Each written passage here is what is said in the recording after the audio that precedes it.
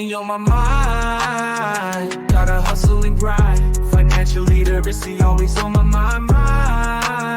I'm stacking knowledge, no time to waste. Gotta invest smart, gotta keep up the pace. I'm reading books, learning all the tricks, studying the market, making calculated picks.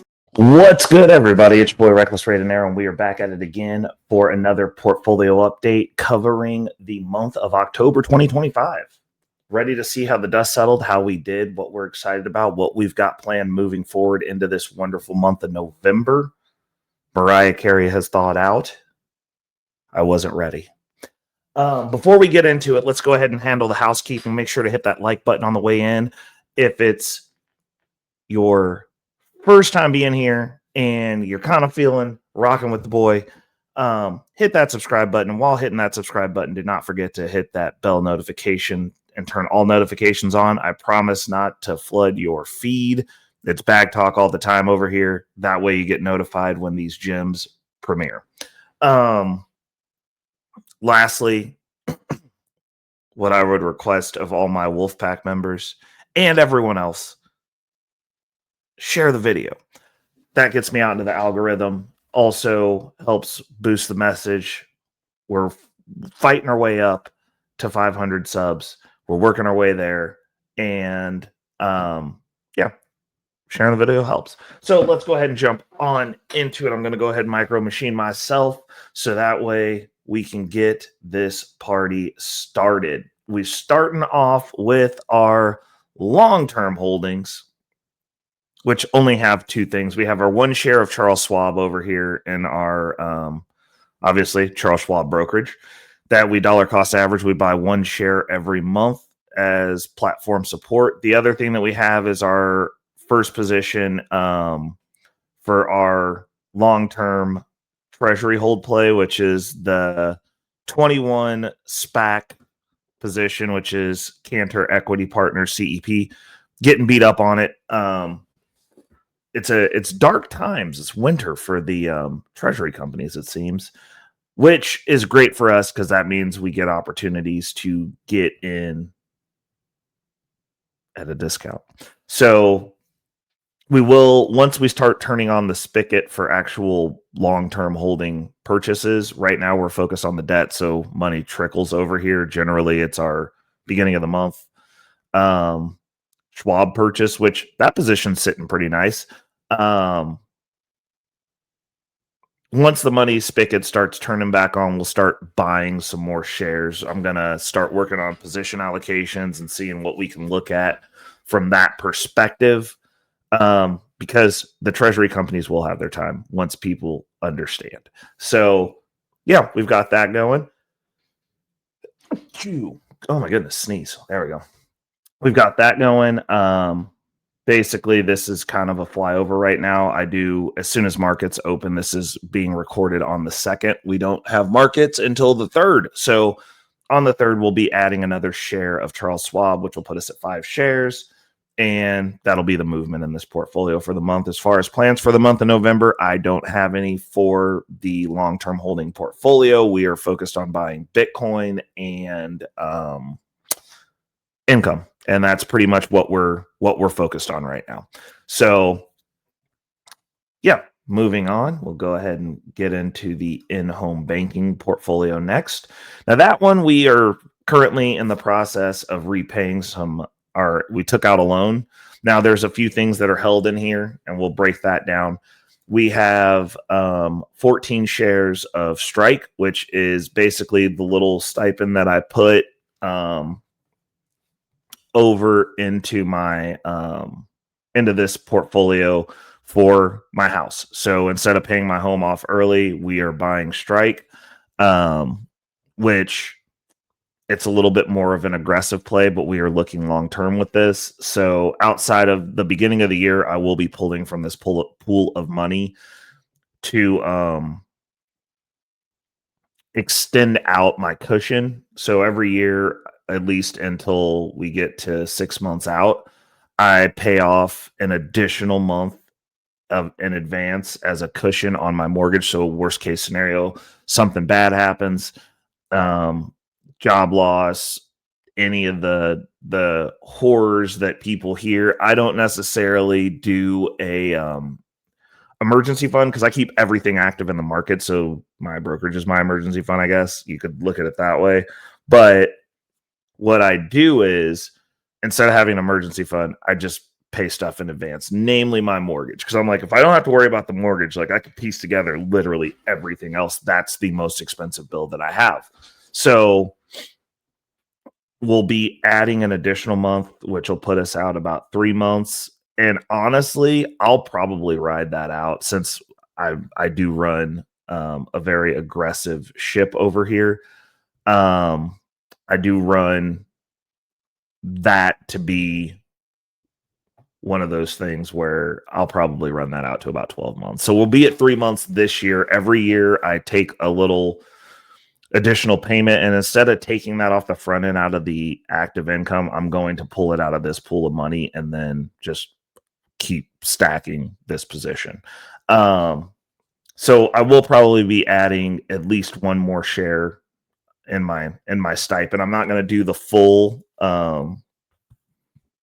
payment like I had been. We're dialing back because we're focused on the debt consolidation and elimination. But I will get at least one share. So on the 3rd, we'll be adding another share to that. So we'll be at 15. And we have that set to drip. So that will just keep feeding back into itself and growing the position over time. Obviously, it's a quarterly payer. So as long as we're not messing with it, like I should get the quarterly payment added in there towards the end of the year, Q4's payment. And then in January, we'll go ahead and deploy those funds to make our extended payment. So we'll pull a mortgage payment out of that. That's over what my mortgage payment is. It will deplete the position, but we're going to be adding at least one share a month back into it. So that works for me. Other position we have is Stretch, which is our cash reserves. Now we're using Stretch for the position of the money pool that we're using for our in-home banking. And what that is I also have a stipend, a pool of money that I can borrow from, that I borrow from myself. Now I pay those loans back. All loans I pay back, a percentage comes to me, even if I'm borrowing from somebody else, with the exception of the personal loans, just because those are already over 10%. If I get money at under 10%, whatever the difference is up to 10%, I pay to myself, and it goes into this pool of money that we can borrow from. We currently have a loan out, and hold on, let me see if I can pull that up real quick and see how much I still owe myself.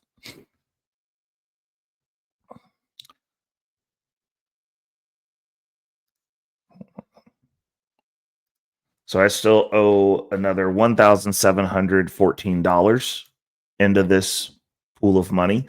It is a slow payback for me because I usually take this out, and as soon as it's paid back, we pull the money again and put it towards something.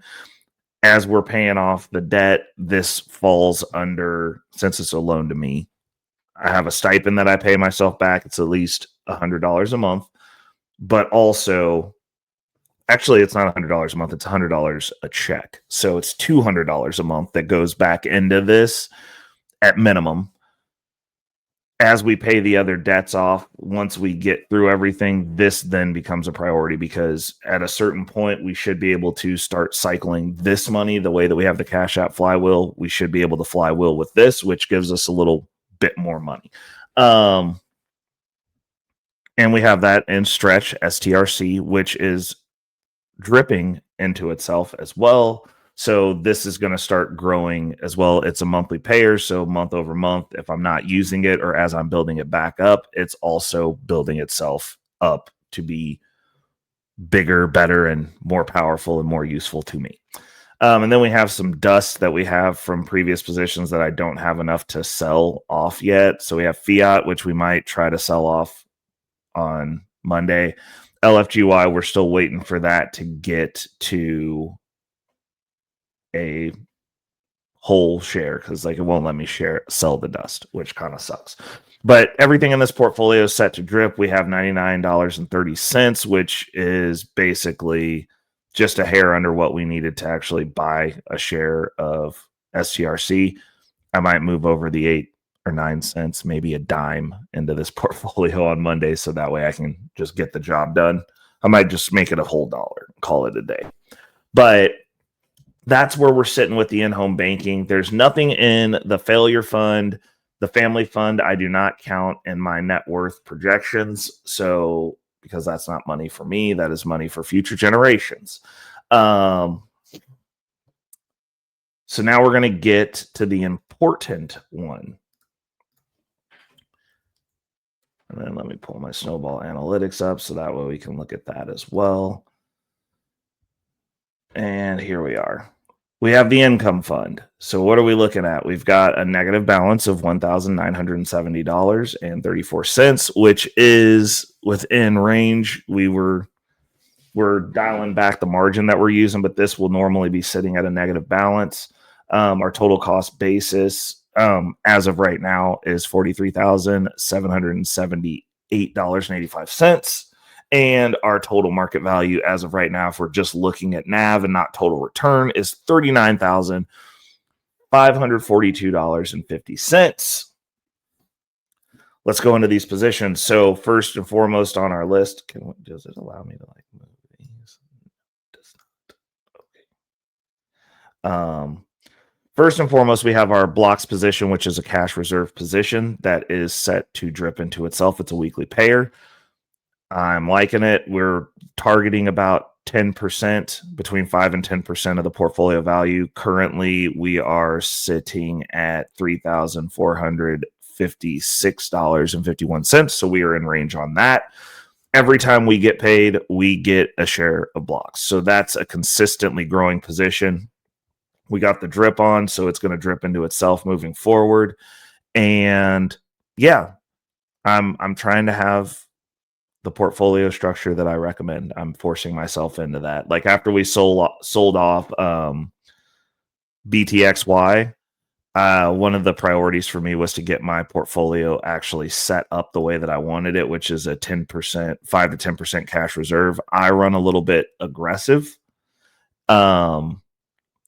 So I'm giving myself that window, but with blocks, I do like that position. So getting that and keeping it at around 10% is fine with me.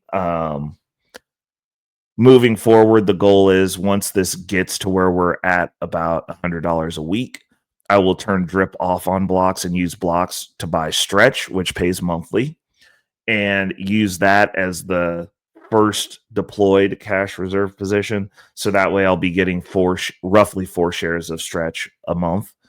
And then those shares will also compound amongst themselves. But if I decide to deploy cash reserves or the cash reserve position builds up too high, that's what we'll use to deploy into our next follow-up positions.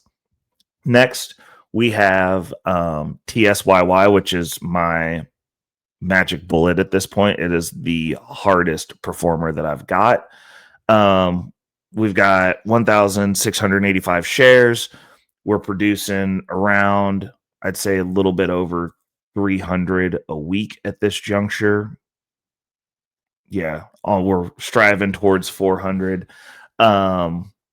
It's been solid. We'll go into the context of that because it looks pretty well. Actually, the cost base, I mean, our gain loss is minus 4%. Obviously, it moves with the share. Blocks is sitting in negative 3.48%, but it moves with the crypto industry. That's the reason it's a cash reserve position for me. It's an aggressive cash reserve position, I know, but it's also going to be the last to be sold off. Yield boost is pretty flat. Like we're at minus 4%. If you're just looking at NAV, we'll go into the context of that with total return. It's actually performing amazingly for me. But yeah, so TSYY, which is based off the Tesla, it's graniteshares Tesla income. We love it. So we're building up that position right now as we filter in the last few payments of from the loan. We've got the first 3 weeks of November. We are going to be over invested again this month, and we're going to be getting a lot more TSYY. And the last one on our list, we'll get to that too. We'll be getting a lot more TSYY and a lot more WPay going out of November. Ulty is our next one. Now this is at 50%. It will be shrinking, not because of sell-offs, but because we're not purchasing anymore. Our yieldmax ultra option income ETF strategy. Currently, we have 4,010 shares. Oh, you know what I didn't do? I did not cycle through these so that you could see this. That's annoying. Okay. So that's my bad. I'm going to get better at this. I've been making banners, so we've been you're just gonna have to roll with me. These are one takes, and sometimes they're not perfect. They're never perfect because I'm improving every time. But we're at 4,010 shares with some little bit extra dust on there. The position, if you're just looking at NAV, is down 15.12%. But obviously, we're going to jump over into the context for that. Total return, we are not down at all. So this was my original foundation. It is heavily portioned in both of my portfolios. All my portfolios that are income have ulty as the foundation. As we get to certain metrics within portfolios, and specifically this portfolio, because we are at a point to where we're generating in a range that we want, we start dialing back the volatility. In doing that, we look at positions that are less volatile that still pay high. That's kind of the sweet spot, which is an oxymoron because generally speaking, the higher they pay, the more volatility you have. But this is volatility from my perspective, not your perspective, because this is not financial advice. This is my financial life. So for me, starting out a portfolio, I am fine basing it on ulti because I start them off hot. I start them off high risk and high pay. And as we steamroll, we barrel, we speed up to the speed. I look at it like getting onto the highway. I want to get onto the highway. And for those of you who don't know this, you should be on the highway at highway speed. So if the speed limit's 65, when you get up to the top of the on-ramp and you're ready to get on the highway, you should be going 65. You should not be going 40. You should not be going 45. You should be going the speed limit. So that way you can just get over and you don't have to worry about playing the dance game of like, can I get over? Do I want to get over? Oh, now I got to smash on the gas at the end of the merge ramp. That's the way that I look at my income portfolios. I like to get on the highway going the speed limit. So I smash on the gas, accelerating up the ramp. Now, once I get on the highway, I don't have to keep accelerating hard. That's when you let off the gas. So for this portfolio, like once we're flirting with the $40,000 range as far as what's projected in passive income, as we get into that range, as we're starting to flirt with that range, we are dialing it back. We're dialing back the volatility. We're allowing it to not necessarily be 80+% passive. I'm going, oh, okay, so I can do 70. We can dial it back to 70, which brings us to our last position, WPay. You're going to be seeing a lot more WPay flowing into this portfolio. It's also the most expensive per share of all the holdings in my portfolio. It covers all of the Roundhill weekly ETFs, which this also pays weekly, which is nice. And it's 70%. Passive APY as of right now, as of previous payment. So it's above 70% marker. So this is replacing ulti, which means that I'll buy this and TSYY with these next few cash infusions. And, you know, we're gonna just keep it pushing. We're gonna start dialing back. The income is still increasing, but we're dialing back the volatility. We're dialing back the risk. Now, are we still in high risk waters? Absolutely. These are options. Like they're running different styles of options plays, different styles of leverage, different ways to make income, different strategies. So with that said, yes, these are risky. The risk is different when you're used to risk that's way higher than this. So for me, this is working out, and now we're going to jump over into the context. We're going to go ahead and share the screen. This is the flip side. So this is how I track how I'm actually doing, because I run most of my decisions and metrics on total profit, of which we are up 9.3%. I do not drip indefinitely. So my total profit, that income is going to buy Bitcoin. That income is going to pay off our debt that we have, our consumer debt that we're focusing on right now. That income is going towards a little bit towards my car. That's paying for my car also now. So it's funding a lot of stuff like this. My portfolio actually is paying for my vehicle. So there's also that. It allows me to have the flexibility to make moves. It also accelerates my money, multiplies my income, all the fun stuff. Our passive income percentage that we're looking at right now is 98.92. I'm fine with that. That kind of makes me happy. And then we look at our calendar. We're looking at over the next 12 months, we're projecting $39,114.56, which puts us at about $3,259.55 monthly, which is cool. Like, you know, when you're starting to regularly crest your take home, that's a good thing. When we go to our goals, because obviously we're looking at making this about $60,000 annually, they are saying that we are going to be able to do that within the next year, which is awesome. So actually, I want to go into this a little bit. So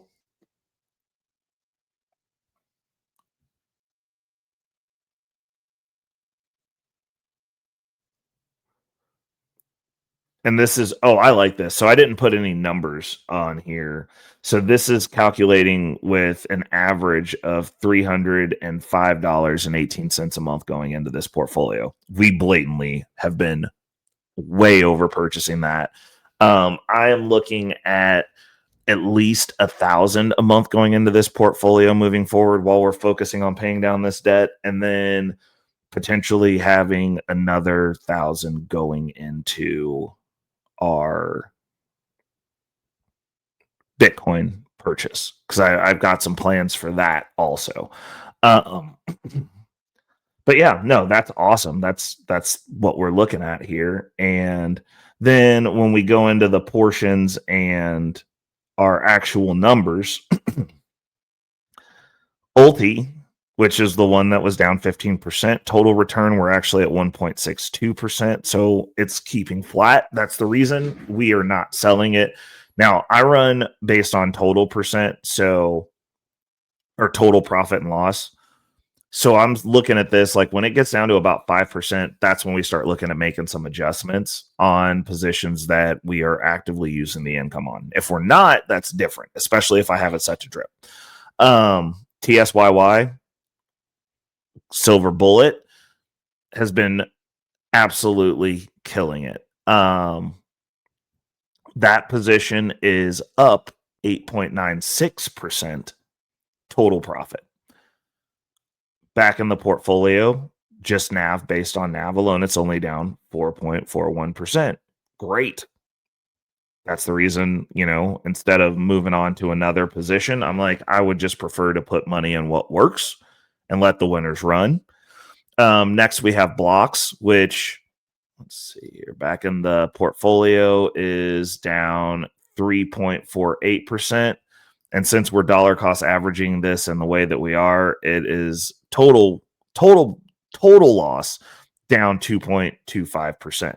Now, I hadn't had drip on, so we weren't getting those drip buys either. now that drip is on, this should probably alleviate itself, because a lot of the reason that ulty is flat the way that it is because we dripped early, even though we got to these the numbers that we're at now, which obviously the people who just look at nav and don't understand how these tools work, they're freaking out right now, because like obviously we were all buying in $6, $6.20. I was buying in the sixes, and it's down at $4.96 now. And you gotta gauge and watch your positions and have metrics for at which point you will want to leave that position. But overall, I am not that concerned about ulti at this juncture. Like, I want to see what the market does. Like, if the entire market's going up, then that's a different story. And like, we're going down and we're having hard times, whatever. But when I'm seeing the market go down and it's red days across the board, Bitcoin's down, market's down, QQQ's down a little bit. And that's not to say that like it has to be down a lot. Like if the S&P 500 goes down like 1%, that ripple cascade effect throughout the rest of the market, people start selling stuff. Like, it's just what it is. It's the same for QQQ. If it's down 1%, down 0.5%, if the number's red. Unfortunately, a lot of you invest emotionally and you see the red number and sell off everything so that you can have a bunch of dollars, and you hope you're going to buy the dip later, and then it just doesn't keep dipping and you have to buy back into a worse position. People do it with Bitcoin all the time. I see the same pattern emerging itself, because a lot of those people who unsuccessfully try to trade Bitcoin unsuccessfully trade stocks because they have the same mentality. So I see it a lot, and if I see everything's down, I don't really judge the ETF as much, because they're doing options. So if it's down, then like you're catching the bad end of that stick too. It's just what it is. So you have two choices. You can either ride it out or you can sell, or, well, you have three choices. You can ride it out, you can sell, or you can buy the dip. It's what it is. These are not emotional decisions for me. It's just about income. Ulti, that position is overfunded right now. It's supposed to be at $250. We're currently well into the 300s, because I bought some extra when I sold xbty, because I didn't know what to do with the money, and Ulti was fine for that at that point. So I do have a little bit that I could shave off of Ulti to bring it back into spec, which we might consider doing. But right now, I'm fine with getting $200-$300 plus payments spread out throughout the week. Blocks being the only one that's down, also being the cash reserve position, fine with it. It's actually at 8.74%. So between 5 and 10%, that's sitting pretty for me. WPay, which is going to be our new base foundation as we're moving forward and moving into the $40,000 a month APY range. WPay is at up 3.303% in total gain. It is up 0.71% in NAV. So that's a win-win on both. Like, we're doing great on the WPay, and I like those numbers. I like it to be sitting nice. Like, that's kind of what the space that we're going to want to move into as far as what your foundation is. I can have fun with the individual payers, but like as a foundation, after we get onto the highway, we can let off the gas a little bit and get to speed. WPay at this juncture is going to be providing that. I also will be doing a breakdown on each one of these individually. So like, look for individual content, because I'm going to start putting back out individual position based content where we tap in every once in a while and talk about the individual positions and what we're doing and how we're feeling about it and what that looks like. That is going to pretty much wrap up what I've got for this this video, because we're doing good. We made some progress. The income, we have the second month of income off this portfolio that beat out the take home pay, which is awesome. We're getting ready to start shifting around some responsibilities for this portfolio specifically. So we're going to have it cover all the minimum payments moving forward now, because I'm giving myself, and we're keeping that margin tight. We're going to keep it. I had it up to 5,000. I'm going to keep it tight at about 3,000 while we're machine gunning through this, this debt payoff spree that we're on. The reason being is it's easier to manage. I don't have to worry about it getting too far away on me. It allows the dividends to pay it off faster, so I'm not necessarily having to carry a full balance all the time.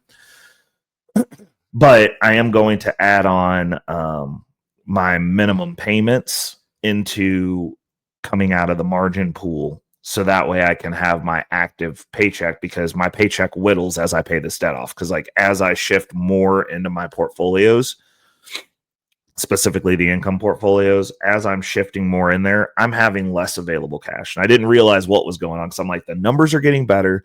My debt's actually going down, but my daily driver credit card, like for some odd reason, like there's something going on there. And it hadn't clicked that as I'm moving the money into my portfolio, I have less money to pay the minimums. Like I just have less cash available because I want everything to come out of the margin. So now that we're getting our passive income numbers up, those responsibilities are going to start shifting over to this portfolio. So that's kind of my balancing act on that, is like, hey, the cash that's coming in should be going straight to the daily driver card. Like as we're shifting this over and getting these portfolios built up more, that's the way that I want things to work. And I've kind of been kicking myself in the foot, and it's kind of forcing me to limp along and pay some interest that I probably wouldn't have to if I was being efficient and thinking ahead. Like, hey, you don't have the pool of cash coming in every month that just goes into your bank account like you used to. That pool actually is dwindling by design. Start moving those responsibilities over, the minimums over, and do it that way, because that's kind of the way that it's intended. It's just, I don't like, it's a change in the mindset and how my money flows, and I'm adjusting to it still. So that starting in this month of November, we will be looking at having that happen.